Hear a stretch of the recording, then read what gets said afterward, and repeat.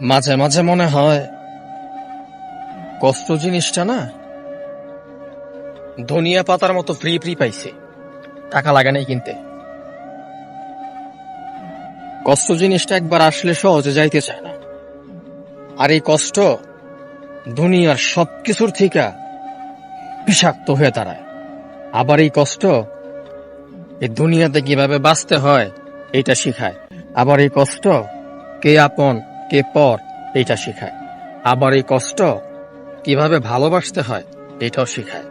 আবার এই কষ্ট কিভাবে ভালোবাসা ধরে রাখতে হয় এইটাও শিখায়।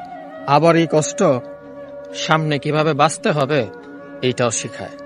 আমরা শুধু শুধু কষ্টের দোষারোপ করি। কষ্ট আল্লাহর একটা নিয়ামত কইলেই চলে, কারণ এই কষ্ট না আসলে আমরা আল্লাহরে ভুলা যাই। এই কষ্ট না আসলে কিভাবে চলতে হবে আমরা এটা ভুলা যাই। সবাই সুখে থাকলে কষ্টের মর্ম কেউ বুঝবে না। তো যারা কষ্টে আছেন, আলহামদুলিল্লাহ।